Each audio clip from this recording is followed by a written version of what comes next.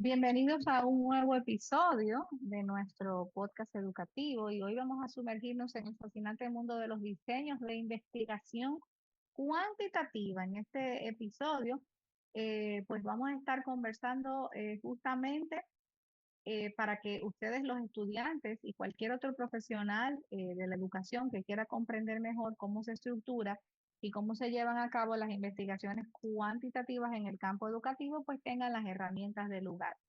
Vamos a explorar los diferentes diseños en el ámbito cuantitativo, sus características clave y cómo estos se pueden llevar a la práctica.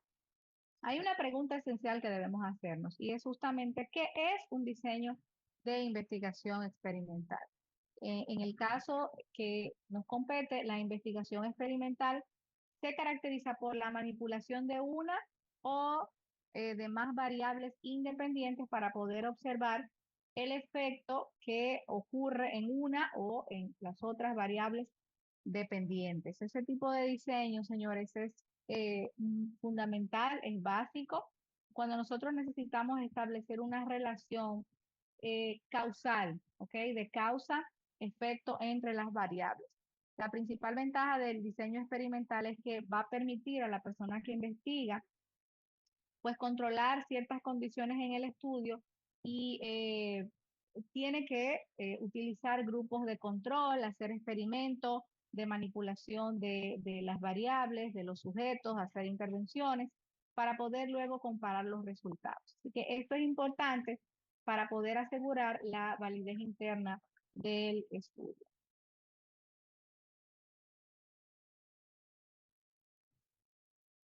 Sin embargo, no todos los diseños de investigación cuantitativa son experimentales. Por ejemplo, un diseño correlacional que está enfocado en establecer una relación o en medir, ¿verdad? Y analizar la relación entre dos o más variables sin necesidad de hacer ningún tipo de intervención y de hacer ningún tipo de manipulación. No es que se permite, la investigación correlacional no es que establece relación de causa y efecto, pero sí se usa para explorar la asociación que hay entre dos variables. Por ejemplo, cómo es el rendimiento académico, qué pasa cuando hay un cierto uso, cierta frecuencia en el uso de la tecnología en el aula. Entonces es justamente para expresar una relación quizás de crecimiento, pero no causal, ¿ok?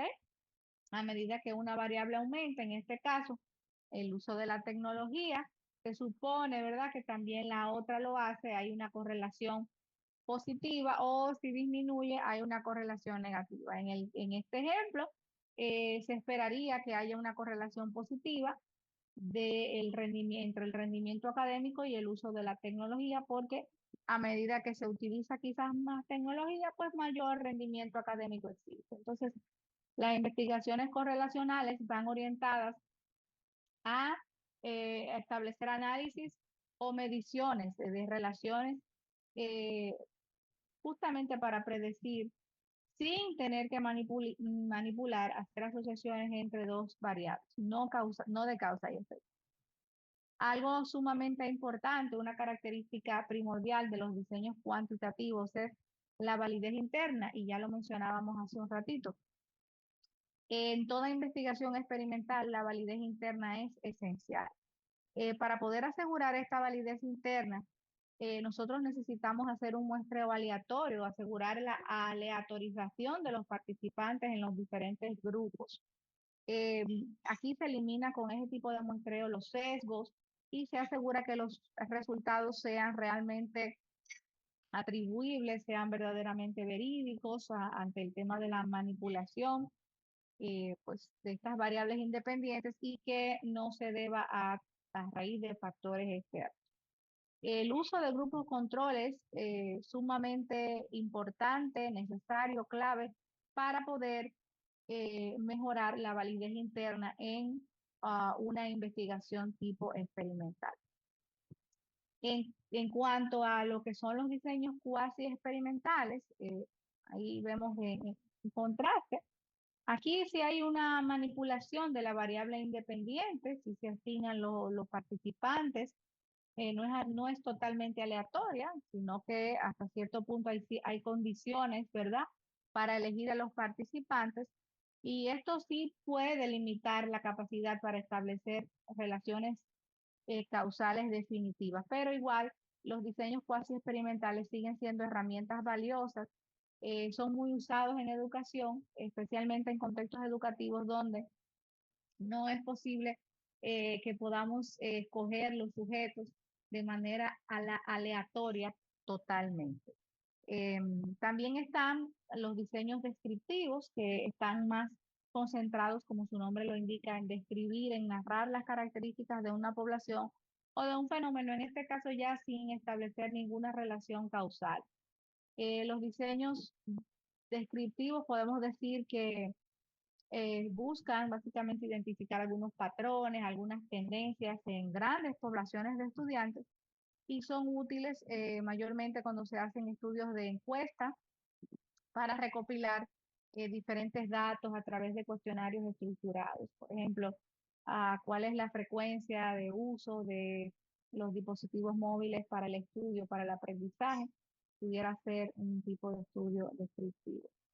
Hay un punto que una vez, ¿verdad? Se recolecten los datos, entonces tenemos que hacer el análisis en investigación cuantitativa. Generalmente se utilizan algunas técnicas, como es el análisis de varianza ANOVA o la prueba T, para poder hacer un análisis de datos cuantitativos certeros. En el caso de la ANOVA, lo utilizamos para comparar algunas medidas cuando tenemos más de dos grupos y en el caso de la prueba T, pues para comparar las medias de dos grupos totalmente independientes. Generalmente son pruebas estadísticas muy claves, muy fundamentales para poder, como ya dije, interpretar los datos en investigación cuantitativa de manera objetiva y obtener conclusiones hasta cierto punto válidas y que puedan ser generalizadas. También está la técnica de análisis de datos cuantitativos, que es la regresión lineal múltiple, y aquí a través de ella podemos predecir el valor, ¿verdad?, de una variable dependiente partiendo de varias variables independientes. Entonces, cuando nosotros necesitamos entender cómo múltiples factores pueden influir quizás en el resultado o en un resultado, utilizamos la técnica de la regresión lineal múltiple. Si estamos haciendo algún estudio sobre el impacto de diferentes técnicas educativas en el rendimiento académico, por ejemplo, los diferentes métodos activos, y queremos ver qué tanto impactan estos métodos en el rendimiento académico, entonces ahí son varios métodos activos, varios.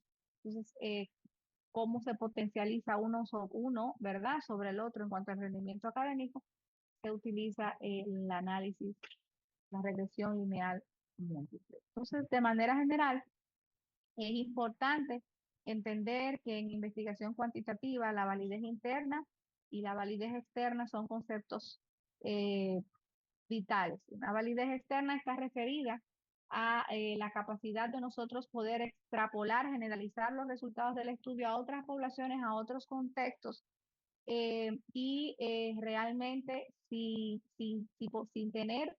poder hacer esta validación, si el estudio no tiene esta validación, pues entonces es un conocimiento muy particular para ese contexto y que quizás solo puede aplicarse de manera particular a un espacio pequeño.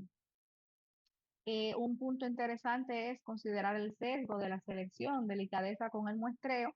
En toda investigación cuantitativa, el muestreo, hay técnicas definidas que la vamos a ver más adelante y que necesitamos asumir, asegurar que esa muestra sea representativa de la población, porque si no, ocurre el sesgo y ahí nuevamente el sesgo afecta los resultados significativamente, por ende la interpretación del estudio, por ende todo lo que es la validez externa. Así que esperamos que a través de este podcast hayan podido crecer un poquito más en cuanto a los diseños de investigación cuantitativa y sus características, sabiendo que es una investigación sumamente rigurosa y que nos concentramos por hacer estudios experimentales para establecer relaciones de causa y efecto, y otros estudios como los correlacionales y los descriptivos que se enfocan en las relaciones, en describir algunos fenómenos. Así que es importante entender cada uno de estos diseños para saber cuándo aplicar uno y otro.